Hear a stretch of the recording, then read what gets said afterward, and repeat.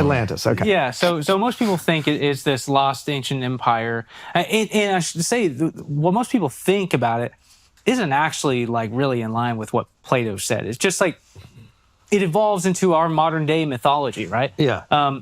So most people think maybe it was out here, or maybe it was somewhere here in Africa, and that and that the Atlanteans built all of the major ancient structures you see around the world, like the stuff down in Cusco and some stuff that you see out in Asia, whatever. Now, what Atlantis really was, it was. I was going to make a joke. Do it. So what Atlantis? Just make it. No. We can cut it. I was just going to say nothing. This is great. Why? No, I'm just kidding. Did you piss a lot of people off? No, it just sounded funny, but I didn't want to like insult the Atlantis conspiracy theories. So anyways, no, it wasn't actually nothing. I mean, so Plato, his writings, you really kind of need to be a historian to sort of interpret what Plato is saying, or the context with which he's saying it is so important. So Plato is an Athenian that lives in the late 400s, early 300s BC.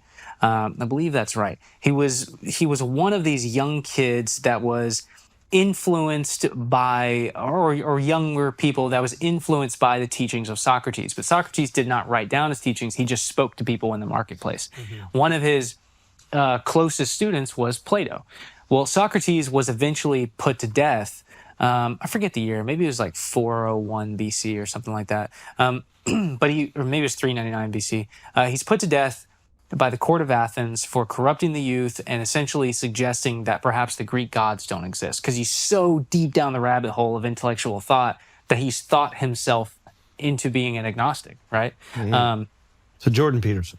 Sort of, yeah. And so he is he's put to death, and Plato spends the rest of his academic career and writing his philosophies down and teaching people, essentially telling people the stories and the points, the philosophical points that Socrates was making throughout Socrates' life.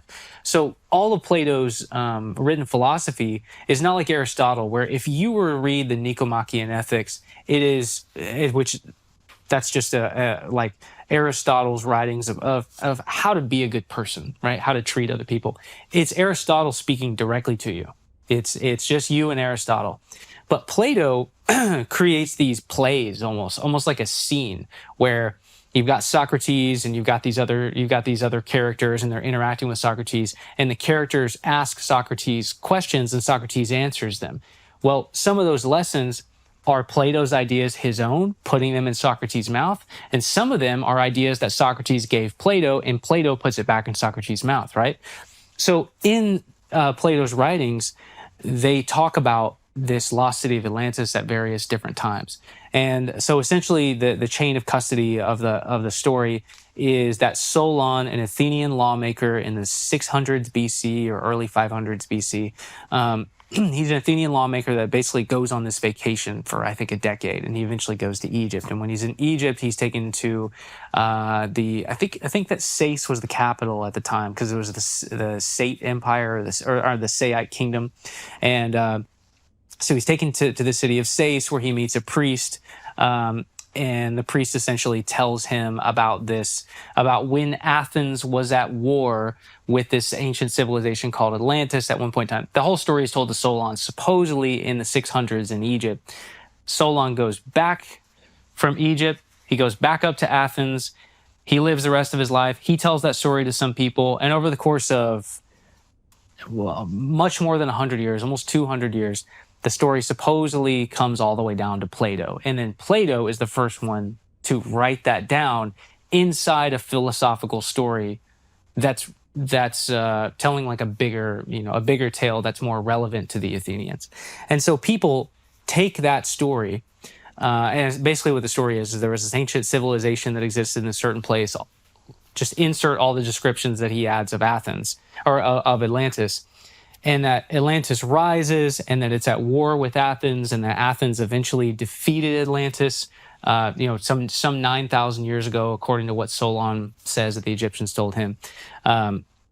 9,000 years before, which would be 9,600 BC, and then this massive like cataclysmic wave washed over the city of Atlantis and sunk it into the depths of the sea, right? And so the moral of the story is that this civilization was so powerful and so wealthy and so successful that it essentially spoiled itself, and it lost all of the original foundations of what had made it great, which allowed Athens to conquer the city, and then eventually the gods destroyed. It's about greed, really. It's about greed, yeah. And so he is telling, the reason that Plato is telling that story is to be a reminder to the Athenian people who you should strive to be, right? Now, most people sort of ignore why Plato is telling this story, and then they just focus on Atlantis. And so that has led us on this huge rabbit hole hunt. Now, here's the thing is, some people, just because they're so caught up in the story of Atlantis, they sort of take Plato as like some kind of biblical figure, right? Where you have to hang on every word and every precise description of what he's saying about this place or the story that he is relaying, right? But in reality, no classical Greek author would ever do that because Greeks are notoriously the worst historians in the entire ancient world because there are no old Greeks. The Greeks lost their memory. The Egyptians know that the Greeks don't know anything about their ancient past. So whenever the Greeks in classical periods are writing down about their past, they never are. That's why there's so much Greek mythology. So they're always making up everything some kind is lore. Of story. Yeah, and so even that's by what you want. And that's why we love them. And so it's even the most by interesting. 450 BC, where all that power is kind of culminating and they're really coming together, they're really writing a lot. They have modern historians like Thucydides that's writing down the Peloponnesian War, and he tells it in a like as honest as he can be. The best historian of his contemporary time, and he was a good historian of his contemporary time. But it was really difficult for the Greeks to reach back in time because it was such a hazy, like they don't really understand their distant past. So Plato's existing here in 450 BC, and he's relaying a message from Solon, who lived in the 600s.